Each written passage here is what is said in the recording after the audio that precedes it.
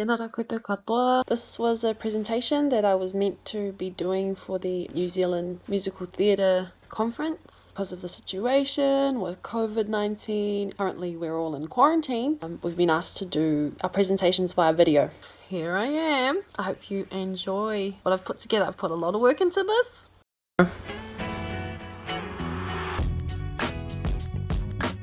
I am 29.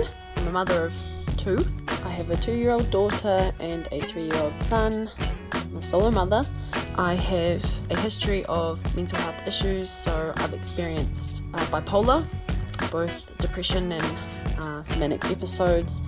So in terms of mental health, I've been inside the system. Through that experience, I have found a way to help others. I also have a bachelor in Māori visual art, but I dabble in other stuff too, like I sing and dance and I write music and poetry. I just love the arts in general. My family are all artists. I did a Bachelor of Social Science, Psychology and Anthropology. I did a Master's in Indigenous Knowledge, wrote about healing through raranga. Just got into the PhD at Waikato, so I'm starting this year. It's very exciting. Yeah, so I'm ready to share all the good things I've learnt, hopefully help someone out there.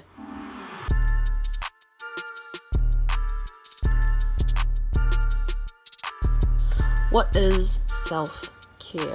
Self-care is the things we put into our routine, the things we do every day to help maintain our well-being.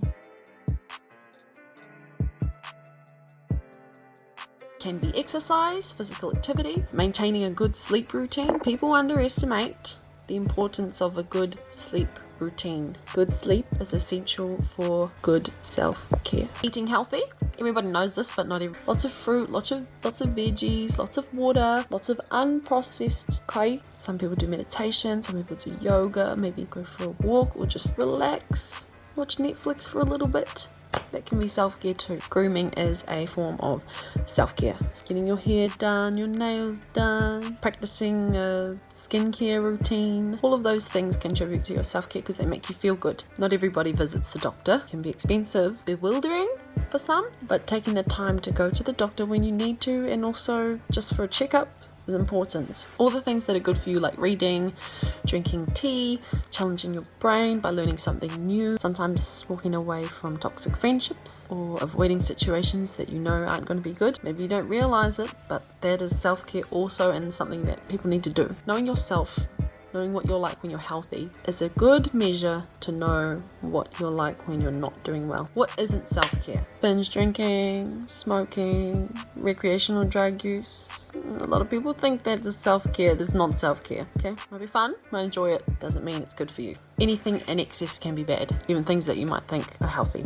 So if you're doing too much of something, it can sometimes have a reverse effect. Too much exercise, too much dieting. Why do we need to practice self-care? Because it keeps us healthy and functioning, and so we can be the best versions of ourselves. So I take care of myself in hopes that my kids have some kind of normality and understanding things like exercise and healthy eating. So if you can't do it for yourself, do it for your family, do it for your friends. Set a good example. Okay, what does mental wellness look like? Absence of addiction, ability to balance tasks, stress management, time management, healthy relationships, long-term friendships and familial ties, rational patterns of thinking, financially aware. How can we tell if we are doing okay? If you're functioning on a day-to-day basis, eating regularly, sleeping on a decent schedule, then these are all good signs. Knowing your happy, healthy self is a good way to distinguish where you should be. However, a lot of people with high-functioning mental illness are able to do all of these things. Nobody has a perfect life, but if we are able to keep track of these things, realize when something isn't okay, then we are more able to manage it and tackle it and take care of it. When you feel like your health is declining, your mental health isn't where it should be, don't ignore it so that you can manage it and be your best self.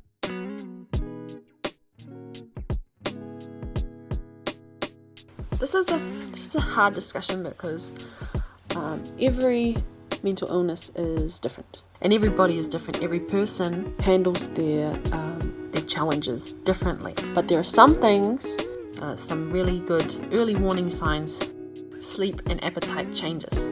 If If you go from eating a lot to eating nothing, or eating nothing to eating a lot, that can be a sign. Having a normal sleeping pattern to sleeping all day, that can often be a sign of depression or something else. If someone isn't acting like themselves, if they're more irritable than usual, more snappy, that's a sign as well. Withdrawal, say you take someone who's very extroverted and does a lot of social things and they're out and about all the time, and then they just disappear and all of a sudden you don't see them or hear from them.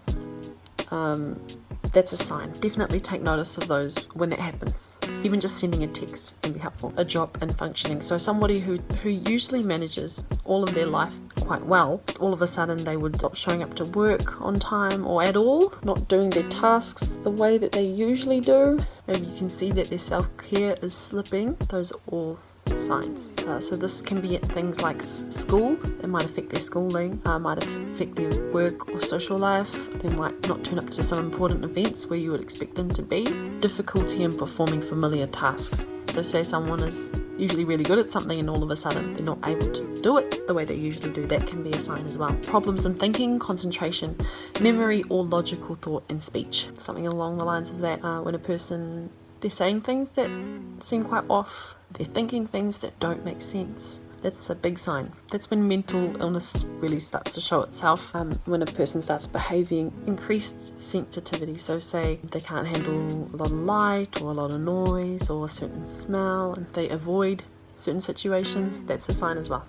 They don't participate anymore. They get more nervous than they would, like anxiety about things. Okay, so what do we do when we need help?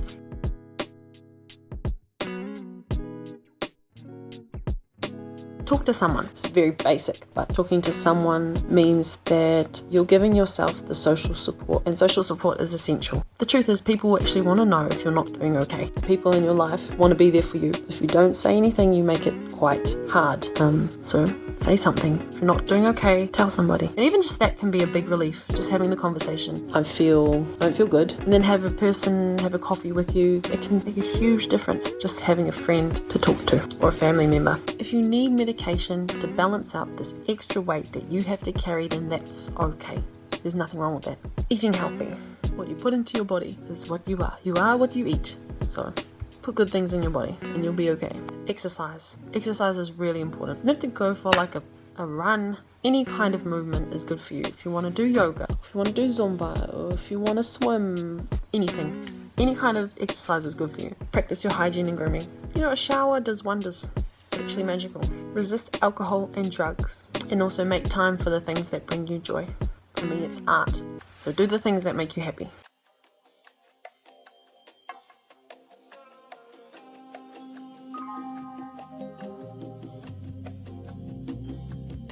Holistic health is the best way to describe appropriate self-care. In Te Ao Māori, we call this Te Whare Tapawha, which makes up your wairua, your spiritual, your hinengaro, your mental, your whānau, your social and familial, your tinana, which is your physical well-being.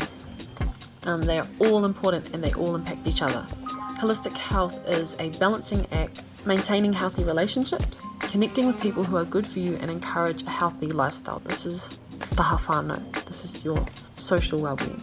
You can also regularly exercise and get adequate rest, regular sleep. This is taha tinana, physical well-being. Meditation, mindfulness or prayer, a daily practice that brings you a sense of calm and tranquility. This is taha wairua. This is your spiritual well-being. A healthy mental stimulation or outlet, such as creating something or painting, reading, learning.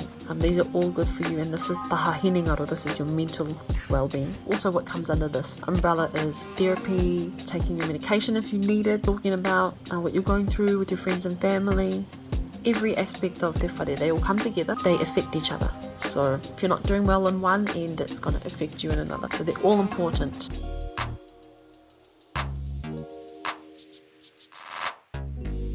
How can we help others? So this came after all the previous slides, because I felt like if you're not taking care of yourself, you're not going to be able to help other people in a positive way. You need to take care of yourself to be able to help others. So take care of yourself first, and then you'll be able to help others in a better way. So how can we help others? Helping others can be done in many ways. Being a friend is actually just so underrated. The importance of having a friend when you're going through a hard time is priceless. You can't measure it. Having a good friend sometimes is all that a person needs. Someone to talk to, someone to have a cup of tea with. And you don't even need to talk about the hard stuff all the time. Sometimes just being there is enough. If you are noticing this person isn't themselves and you have that kind of relationship, you can ask them, how are you really? And that can go a long way as well. You don't need to have all the answers for them, but just listening is important. Another way to help a person is you can suggest to do some healthy things together, like maybe go for a walk, do some fun exercise, or maybe make something together, or eat somewhere together. They're very basic. They can mean a lot. And checking in. You haven't heard from someone and it's unlike them. You feel a bit worried. Sometimes just sending them a message and telling them you're thinking of them. Sometimes that can help a lot. Also, if you notice that someone is doing too much, remind them that it's okay, that they don't have to do all the things. Maybe suggest to them to have a break. And if a person's mental health is obviously getting out of hand and you know that this person doesn't have it under control anymore and you can see it gradually getting worse, this is probably the time where it's time to have an intervention. This is last resort stuff. Hopefully you don't have to get to this stage, but it happens. So you would get in contact with their friends and family first, talk to them about it, talk to them about a solution, and find a way to best help this person in a way that would benefit them the most. Interventions aren't always pretty, but there are ways of managing the situation, and usually before they get to that stage there's a whole lot of stuff that's happened. It's usually triggered by big life events or lots of stress. You can't get to that stage without some kind of life trauma. So if you can understand how this person got to this place, it can help them a lot more. All of the contacts here for New Zealand, these are people that you can call anytime if you need help of any sort, for yourself or for someone else. So feel free to screenshot that. I've actually taken some excerpts from my master's thesis. So the slide is about how can art help us to heal.